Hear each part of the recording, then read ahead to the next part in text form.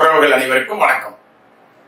முதல் ஸ்டெப்ல முதல் பாயிண்ட் மண்டைக்குள்ள போயிருக்கும் அப்படின்னு நினைக்கிறேன். இந்த உலகத்துல நாம உயிர் வாழ்வதற்கான நோக்கமே மகிழ்ச்சியாக இருப்பதுதான். அதனால மகிழ்ச்சியா எதை செஞ்சாலும் செய்யுங்க, மகிழ்ச்சி இல்லாத எதையும் செய்யாதீங்க, மகிழ்ச்சி இல்லாம எதையும் செய்யாதீங்க அப்படின்னு சொல்லியிருந்தேன். இந்த சீரியல் எல்லாம் இதுவரை அப்படின்னு போடுவாங்களா இல்லைங்களா, அது மாதிரி உங்களுக்கு ஒரு சின்ன ரீகேப் கொடுத்தேன், அவ்வளவுதான். மகிழ்ச்சி எவ்வளவு முக்கியம்னு தெரிஞ்சுக்கிட்டோம். ஆனா நம்ம மகிழ்ச்சியா இருக்கணும்னா அதுலயும் வேலை செய்யும் பொழுது எவ்வளவு பிரச்சனை, எவ்வளவு இம்சை இல்லைங்களா? நீங்க யோசிச்சு பாருங்க. அதற்காக தான் ஒரு சின்ன டூல் உங்களுக்கு கொடுக்கலாம் அப்படின்னு ஆசைப்படுறேன். நம்ம எல்லாத்தையும் ஒரு பழக்கம் இருக்குங்க, அது அனுதாப மேனியா அப்படின்னு பேரு. அப்படின்னா நமக்கு ஒரு 2 நாள் 3 நாள் வேலைக்கு போகலன்னு வச்சுக்கோங்களேன். அதற்கு பிறகு வேலையில நம்ம ஜாயின் பண்ணும் பொழுது நம்ம என்ன செய்வோம்னு யோசிச்சு பாருங்களேன். நமக்கு ஒரு க்ளோஸ் ஃப்ரெண்ட் இருப்பாங்க, அவங்கள்ட்ட போய் சண்டை போடுவோம். நான் 3 நாளா வரலையே, என்ன ஆச்சு ஏதாச்சுன்னு ஏதாவது விசாரிச்சியா அப்படின்னு போய் கேட்போம். ஏன்? எனக்கு உடம்பு சரியில்லை அல்லது எனக்கு ஏதோ ஒரு பிரச்சனை, அதை மத்தவங்க விசாரிக்கணும், மத்தவங்க அனுதாபமா கேட்கணும், ஆறுதல் வார்த்தை சொல்லணும், இப்படின்னு எல்லாம் மனுஷங்க எப்ப பார்த்தாலும் கவலைப்பட்டுக்கிட்டே இருப்போமா. உண்மை என்னன்னா, அப்படி கேட்கறதுனால ஏதாவது உங்களுக்கு மாறுமா? எதுவும் மாறாதுன்னு அறிவுக்கு தெரியும். ஆனாலும் நமக்கு இந்த வியாதி உண்டு. ஐயோ பாவம், உனக்கா அப்படி ஆயிடுச்சு அப்படின்னு யாராவது சொன்னாங்கன்னா நமக்கு மனசுல ஒரு சந்தோஷம். இதெல்லாம் நான் என்னங்க சொல்றேன், அனுதாப மேனியா அப்படின்னு சொல்றேன். ஏன் சார் அப்படின்னா, எப்ப நீங்க அனுதாபத்துக்கு ஆசைப்படுறீங்களோ அப்ப நீங்க சந்தோஷமா இருக்கவே முடியாது. என்னுடைய நண்பர்கள் பல பேர் சொல்லுவாங்க, சும்மா ஒரு போன் அடிப்பாங்க. எல்லாரும் போன் அடிச்சா முதல்ல நம்ம என்ன கேட்போம், எப்படி இருக்கீங்கன்னு கேட்போம். எப்படி இருக்கீங்கன்னு கேட்டா என்ன பதில் சொல்லுவோம்? இருக்கேன், ஏதோ இருக்கேன், இப்படி எல்லாம் பதில் சொல்லுவோம். இத கூட நான் கொஞ்சம் கிண்டலா சொல்லுவேன். இங்கிலீஷ்ல how are you அப்படின்னு கேட்டா சொல்லி வச்ச மாதிரி 100க்கு 99 பேரு I am fine அப்படின்னு எல்கேஜிலயோ 1ஆம் கிளாஸ்லயோ சொல்லி கொடுத்ததான் இன்னும் சொல்லிக்கிட்டு இருப்போம்.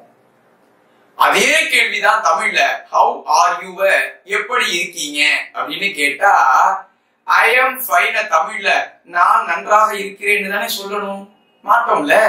ஏன்? உடனே நமக்கு அந்த எஃபெக்ட் வந்துருது தாய்மொழி வரும் பொழுதே.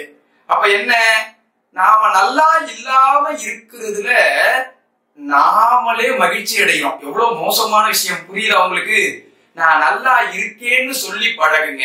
இது அடுத்தவங்களுக்கு மட்டும் இல்ல, உங்களுடைய சப்கான்சியஸ் மைண்ட்ல நான் நல்லா இருக்கிறேன், நான் மகிழ்ச்சியா இருக்கிறேன் அப்படின்னு சொல்ல சொல்ல அதை உங்கள் மனம் நம்ப ஆரம்பிக்கும்.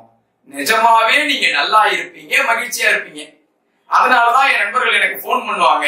நான் போனை எடுத்த உடனே வணக்கம் சொல்லுங்க அப்படின்னு இந்த குரலை கேட்ட உடனே, பாரதி இந்த எனர்ஜியில இந்த குரலை கேட்கதாயா உனக்கு போனே அடிச்சேன் அப்படிம்பாங்க. எப்படி இருக்கீங்க? நான் எனக்கு என்ன சூப்பரா இருக்கேன் அப்படின்னு. நான் ஆஸ்பத்திரியில ஆபரேஷனுக்காக படுத்திருந்த பொழுது கூட எப்படி இருக்கீங்கன்னு கேட்டா சூப்பரா இருக்கேன் அப்படின்னு சொல்லிதாங்க எனக்கு பழக்கம். ஒருவேளை அதனாலதான் நான் இன்னும் சூப்பராவே இருக்கேன்னு நினைக்கிறேன். நீங்களும் அதை செய்யணும்னு நான் ஆசைப்படுறேன். ஏன்னா நம்ம எல்லாருக்கும் நிறைய விஷயங்கள் இருக்குங்க. ஆனா நம்ம எப்ப பார்த்தாலும் என்ன பண்ணிட்டு இருக்கிறோம், எது இல்லைன்னு கவனிச்சு புலம்பிக்கிட்டே இருக்கிறோம். நிக் உஜிசிக் அப்படின்னு ஒருத்தருங்க, ஆஸ்திரேலியாக்காரரு. அவர் என்ன வேலை பார்க்கிறாருன்னா என்ன மாதிரி வேலை தான் பார்க்கிறாரு. அவருக்கு பிறக்கும் பொழுது 2 கைகளும் 2 கால்களும் கிடையாதுங்க. நீங்க யோசிச்சு பாருங்க, ஒரு குழந்தைக்கு கையும் காலும் இல்லைன்னா அந்த குழந்தை எப்படி இருக்கும்னு சொல்லி ஒரு சப்பாத்தி மாவை பிசைஞ்சு வச்ச மாதிரி இந்த குழந்தையினுடைய உருவம் இருக்கு. சின்ன வயசுல ஸ்கூல்ல சேர்க்கிறாங்க. ஸ்கூல்ல பிடி பீரியட்ல கிரவுண்ட்ல விளையாடுறதுக்கு நிப்பாட்டி வச்சா இந்த குழந்தை தடுமாறி கீழே விழுந்துரும். நீங்க யோசிச்சு பாருங்க, நம்ம விழுந்தோம்னா கைய ஊனி எந்திரிக்கணும். அதுக்கு அந்த குழந்தைக்கு கை கிடையாது. இல்லைன்னா இந்த சினிமால ஸ்டண்ட்ல பாத்துருப்பீங்க, ட்விஸ்ட்னு சொல்லுவாங்க, இந்த காலை ஊனி எந்திரிக்கலாம். இப்ப இந்த குழந்தைக்கு காலும் கிடையாது. அப்ப விழுந்துட்டா யாராவது ஒருத்தர் தான் எழுப்பி விடணும். ஆனா இந்த பசங்க என்ன பண்ணுவாங்களா, அந்த குழந்தை கீழே விழுந்துருச்சுன்னா அது ஒரு பந்து மாதிரி இந்த குழந்தைய உதைச்சு சீனியர் பாய்ஸ் எல்லாம் விளையாடுவாங்க. உடம்பெல்லாம் வலிக்க நொந்து போய் யாராவது ஒரு டீச்சர் வந்து காப்பாத்துற வரைக்கும் அடி வாங்கி உதவாங்கி இந்த குழந்தை அவ்வளவு ஃபீல் பண்ணும். 9 வயசுல ஒரு நாள் அவங்க அம்மாவை கூப்பிட்டு, அம்மா அம்மா அந்த ஸ்டூலை கொஞ்சம் இங்க எடுத்து போடேன் அப்படின்னா. என்னடா கண்ணு அப்படின்னு கேட்டுக்கிட்டே அந்த அம்மா ஸ்டூலை எடுக்க போனாங்களா. அந்த பையன் சொன்னானா, இல்லம்மா நான் தற்கொலை பண்ணிக்க போறேன் அப்படி. 9 வயசு குழந்தை அம்மா கிட்ட அப்படி சொன்னா அந்த அம்மாவுக்கு எப்படி இருக்கும் யோசிச்சு பாருங்க.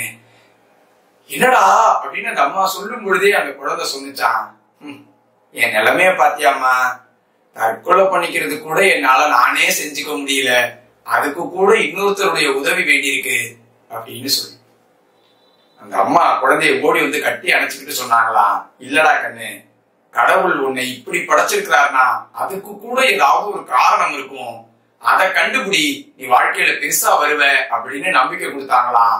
அந்த பையன் தொடர்ந்து அதை சிந்திச்சானா, பின்னாடி அந்த காரணத்தை கண்டுபிடிச்சான். என்ன தெரியுமா, இப்படி கையும் காலும் இல்லாமல் இருக்கிற என்னால வாழ முடியும்னா உங்களால ஏன் வாழ முடியாதுன்னு மத்தவங்களுக்கு நம்பிக்கை கொடுக்கறதுக்காக தான் கடவுள் என்னை இப்படி படைச்சிருக்கிறாருன்னு நம்ப ஆரம்பிச்சான். எல்லா விஷயத்தையும் அந்த கை கால்கள் இல்லாமலே செய்ய ஆரம்பிச்சாரு. தனக்குத்தானே தானே பிரஷ் பண்ணிக்கிறது, குளிக்கிறதுல ஆரம்பிச்சு நீச்சல் அடிக்கிறது, அலைச்சலுக்கு விளையாடுறதுன்னு சாகசங்கள்லாம் செஞ்சாரு. அதை வச்சே மோட்டிவேஷனல் ட்ரெயினரா ஆனாரு. அதனாலதான் நான் சொன்னேன் என்ன மாதிரி செஞ்சுக்கிட்டு இருக்கிறாருன்னு. ஒரு ட்ரெயினர் ஆகி இன்னைக்கு 1 மணி நேரத்துக்கு பல லட்சம் ரூபாய் ஃபீஸ் வாங்குற ஒரு மிகப்பெரிய பயிற்சியாளரா மோட்டிவேஷனல் ஸ்பீக்கரா இருக்கிறாருங்க.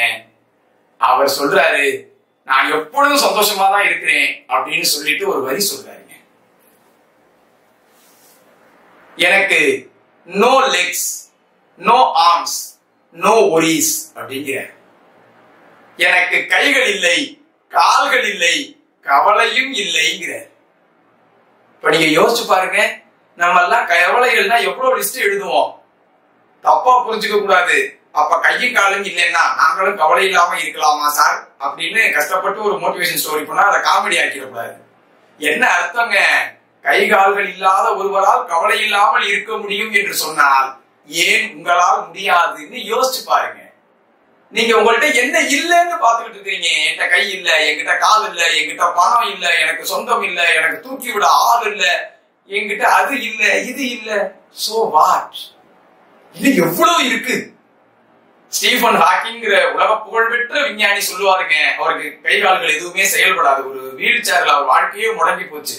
ஆனா அவர் தான் சூரியன்ல கருந்துளை இருக்குங்கிறத பத்தின விவரங்களை கண்டுபிடிச்சு நமக்கு சொன்னாரு. அவர் சொல்லுவாரு அசால்ட்டா, நீங்கள் என்ன இழந்தீர்கள் என்பது அல்ல, என்ன மிச்சம் இருக்கிறது என்பதுதான் வாழ்க்கைன்னு சொல்லுவாருங்க. உங்கள்கிட்ட என்ன மிச்சம் இருக்குன்னு பாருங்க. அப்ப உங்கள்கிட்ட என்ன இருக்குன்னு பாருங்க, என்னென்ன இல்லன்னு லிஸ்ட் எடுக்காதீங்க. இதுக்கு தாங்க இந்த 10 ஸ்டெப் ப்ரோக்ராம்ல உங்களுக்கு நான் நிறைய டூல்ஸ் கொடுக்க போறேன். அதனுடைய முதல் டூல் இப்ப கொடுக்கிறேன். இதுக்கு பேரு ஜர்னல் ஆஃப் கிராட்டிடியூட் அப்படின்னு பேரு. அப்படின்னா நன்றி தெரிவிக்கும் குறிப்பு தமிழ்ல சொல்லணும்னா. அப்படின்னா ஒண்ணும் இல்லைங்க, பெரும்பாலும் உங்க எல்லாருக்கும் சாமி கும்பிடுற பழக்கம் இருக்கும்னு நினைக்கிறேன். நீங்க இப்ப சாமி கும்பிட போறீங்கன்னு வச்சுக்கோங்களேன். நீங்கள் எந்த மதத்தை சேர்ந்தவராக இருந்தாலும் சரி, இறைவனை கும்பிட போறீங்கன்னா எதுக்கு போறீங்கன்னு யோசிச்சு பாருங்க. கடவுளே எனக்கு அதை கொடு, கடவுளே எனக்கு இதை கொடு அப்படின்னு ஒரு லிஸ்ட் போட்டு அவர்கிட்ட வேண்டிக் கொள்வதற்கு தான் போறீங்க. நான் என்ன சொல்றேன், கொஞ்சம் மாற்றி உங்களுக்கு என்ன வேணும்னு அவருக்கு தெரியும்னு தானே நம்புறீங்க. அப்ப நீங்க கேட்டாதான் கொடுப்பாரு இல்லைங்க. உங்களுக்கு என்ன தெரிஞ்சா போதுங்கன்னா, இதுவரைக்கும் எனக்கு இதற்கெல்லாம் கொடுத்ததற்கு நன்றின்னு சொல்லுவதற்காக கோயிலுக்கு, சர்ச்சுக்கு, மசூதிக்கு போய் பழகுங்க. இறைவனுக்கு நன்றி தெரிவிக்க முதல்ல பழகுங்க. கடவுள் நம்பிக்கை இல்லைன்னா இயற்கைக்கு நன்றி தெரிவிக்க பழகுங்க. ஏன், சூரிய ஒளி நீங்க கஷ்டப்பட்டா உங்களுக்கு கிடைக்குது, மழை உங்களுக்கு கஷ்டப்பட்டா கிடைச்சது. ஆனா நீங்க நிக்கிறதுக்கு இடம், நிலம், பூமி, இந்த உலகத்துல எவ்வளவோ விஷயங்கள் நமக்கு கொடையாக கிடைத்திருக்கிறதுங்க. இதெல்லாம் இல்லைன்னா என்ன ஆகும்னு யோசிச்சு பாருங்க. நமக்கெல்லாம் வேலை பார்க்க இவ்வளவு அலுப்பா இருக்குல்ல, ஆக்சிஜன் ஒண்ணு இருக்கு, அது வேலை பார்க்கறத 2 நிமிஷம் ரெஸ்ட் எடுத்துச்சுன்னு வச்சுக்கோங்க, காத்துல எல்லாரும் மொத்தமா போய் சேர்ந்துருவோமா இல்லையா? அது தொடர்ந்து நமக்கு கிடைச்சிட்டே இருக்கிறதுனாலதானே இருக்கிறோம். அப்படி எவ்வளவோ விஷயங்கள் எனக்கு இருக்குங்க. இந்த நாளில் நான் எதற்கெல்லாம் நன்றி தெரிவிக்க வேண்டும்னு ஒரு குறிப்பு எழுதுங்க. பொதுவான நன்றி தெரிவிக்கிறது நான் கடவுள்கிட்ட போய் சொல்ல சொன்னேன். ஆனா ஜேர்னல் ஆஃப் கிராட்டிடியூட்னா என்னன்னா, இந்த காலை எனக்கு நல்லபடியா விழுந்தது, நன்றி. இன்னைக்கு ஒருத்தர் நான் கேட்ட உடனே எனக்கு இந்த ஹெல்ப் பண்ணாரு, நன்றி. இன்னைக்கு எனக்கு ஒருத்தர் இடம் காமிச்சாரு, வழி தெரியாம நான் இடம் கேட்டேன், அவர் தான் அட்ரஸ் சொன்னாரு, நன்றி. இன்னைக்கு எனக்கு சரியான நேரத்துக்கு உணவு வந்து சேர்ந்தது, நன்றி. இப்படி ஒவ்வொரு நாளும் ஒரு 5 விஷயத்தையாவது எழுதுங்க. நான் இந்த வாழ்க்கையில இன்னைக்கு என்ன நல்ல விஷயம் நடந்துச்சு, அதுக்கு நன்றி. அது என்ன விஷயமா வேணா இருக்கலாம், சின்னது பெருசு அப்படின்னா எதுவும் கிடையாது. அப்படி நல்லதா தேட ஆரம்பிச்சிட்டீங்கன்னா, நான் போன தடவை சொன்னேன்னா இல்லைங்களா, எதை நீங்க தேடுறீங்களோ அதுதான் கிடைக்கும்னு. இப்ப பாருங்க, தொடர்ந்து ஒரு 48 நாள் இந்த ஜேர்னலை நீங்க எழுதிட்டீங்கன்னா, திடீர்னு இந்த உலகம் பயங்கர பாசிட்டிவானதா, உங்க வேலை மகிழ்ச்சியானதா, உங்க சூழல் ரொம்பவும் உங்களுக்கு ஓப்பானதா மாறிடும். ஏன்னா திடீர்னு இந்த உலகமே மாறிடுச்சானா, உலகம்லாம் மாறல பாஸ், நீங்க தான் மாறிட்டீங்க. நீங்க நல்லதை பார்க்க ஆரம்பிச்சிட்டீங்க, நல்லதுக்கு எல்லாத்துக்கும் நன்றி சொல்ல ஆரம்பிச்சிட்டீங்க. நோ கம்ப்ளைண்ட்ஸ், புகார்கள் சொல்லல, குறை சொல்லல, நொட்டை கண்டுபிடிக்கல. அதனால உங்க வாழ்க்கை மகிழ்ச்சியா இருக்குங்க. இந்த மகிழ்ச்சிங்கிற ஸ்டெப்பை நீங்க உள்ள வைங்க. என் பாஸ் சரியில்லை, என் கஸ்டமர் சரியில்லை, என்னோட கூட வேலை பார்க்கறவங்க சரியில்லை, என் வேலை சரியில்லை, என்னுடைய தொழில் சரியில்லை, அதுல அப்படி சரியில்லை, இப்படி சரியில்லை, சூழல் சரியில்லை, அரசாங்கம் சரியில்லை, போதும் பாஸ், எல்லாம் அப்படியேதான் இருக்கும். நீங்க எப்படி அதுல சரியா இருக்கலாம் அப்படின்னு கவனம் செலுத்த ஆரம்பிச்சிட்டோம்னா இந்த வேலை அவ்வளவு மகிழ்ச்சியா இருக்கும். அந்த மகிழ்ச்சியிலிருந்து உங்க வளர்ச்சி ஆரம்பிக்குங்க. அது எப்படின்னு அடுத்த தடவை சொல்றேன். இப்ப ஜேர்னல் ஆஃப் கிராட்டிடியூடுக்கு ஒரு சாம்பிள் கொடுக்குறேன். அதை வச்சு முதல்ல எக்ஸசைஸ் எழுதி பாருங்க. நன்றி.